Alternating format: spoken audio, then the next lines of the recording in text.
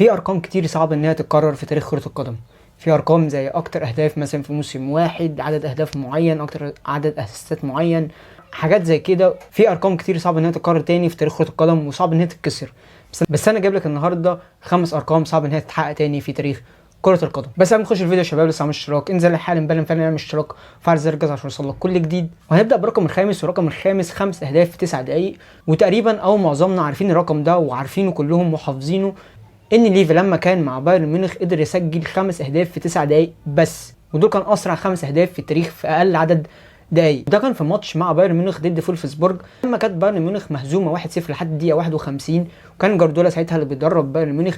نزل ليفا في الدقيقه 51 وبعديها بدقيقه بس كانت النتيجه 2-1 لبايرن ميونخ، وجونين بس من ليفا عشان يكمل ال5 اهداف بالجون الثالث اللي جه بعديها ب3 دقايق، والجون الرابع والخامس اللي جم في الدقيقه 57 وجم في الدقيقه 60. ومش بس كده، بتسجيله 5 اهداف في 9 دقائق كمان سجل اسرع هاتريك في تاريخ الدوري الالماني. ومن الرقم الخامس للرقم الرابع، والرقم الرابع هو اكتر حارس حافظ على نظافه شباكه في التاريخ دوليا. هي اكيد الكره جوان، بس الكره جوان في كل الحالات غير في الحاله اللي احنا فيها دي، وبالذات في الرقم اللي هو الرابع ده، اللي هو بالذات كمان لو انت بتلعب ضد ايطاليا في السبعينات. انهم من 1972 1974 ايطاليا في الفتره دي كان عندهم حارس اسمه دينو زوف، والحارس ده قعد السنتين دول كلهم من غير ما يخش فيه اي اهداف طول الفترتين دول، وبعدد دقايق 1142 دقيقه. رقم 4 للرقم رقم 3 الحارس الهداف. طبعا الحارس موجود عشان يصد الكرات اللي بتشاط عليه، بديهيات طبعا كرة قدم، بس ان بقى حارس يبقى بيصد وكمان حارس هداف، ومن اكتر الحراس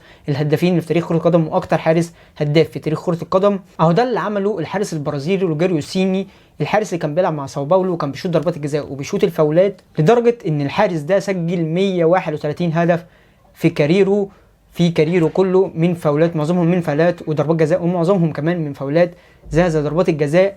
تقريبا رقم وريكورد اكتر من مهاجمين كتير في التاريخ. ومن الريكورد الثالث للريكورد الثاني، اسرع واطول هدف في تاريخ كرة القدم. انك تسجل هدف اول ثواني اللي في المباراة ده عادي جدا، وفي ارقام كتير زي ده، بس انك يتكتب باسمك اسرع هدف في التاريخ وكمان اطول هدف في التاريخ، الاتنين مع بعض، وبالذات كمان من حارس، ده اللي مش عادي. وده اللي عمله حارس ستوك سيتي بيجوفيتش لما كان بيلعب ضد ساوثهامبتون، وسجل فيهم هدف من على بعد 91 متر، وكمان بعد 13 ثانية بس من بداية المباراة. ومن الريكورد الثاني للريكورد الاولاني واخر ريكورد معانا، والريكورد باسم اكبر نتيجة في تاريخ كرة القدم، 149-0. صدق او لا تصدق، 149-0 للفريق ضد فريق، والريكورد متسجل في موسوعة جينيس، وريكورد معترف كمان من قبل الفيفا. وده حصل ازاي؟ وده حصل لما فاز فريق اواديما على جريمو استاد اولمبيك في الدوري المدغشقر او دوري ابطال مدغشقر، اي حاجه المهم هنا في مدغشقر الحوار. وده حصل بالذات في يوم 31/10/2002. طيب وليه النتيجه دي كانت تاريخيه كده للدرجه دي؟ النتيجه دي كانت تاريخيه كده للدرجه دي لان بيقولوا ان فريق استاد اولمبيك دي ليمرين ده كان بكل ما بيسنتر وبيجيب جون في نفسه ودخل كتير جوان في نفسه، وكل ده ليه اعتراضا على قرارات الحكم. فاللي شاف المباراة ساعتها، والمباراة مشهورة وموجودة على النت، فاللي شاف المباراة او شاهد المباراة بيقول لك ان استاد اولمبيك كان كل ما بيجي يروح يسنتر كان بيجيب جون في نفسه اعتراضا على حكم المباراة وقرارات الحكم، فجابوا 149 جون في نفسهم. وفريق مواديما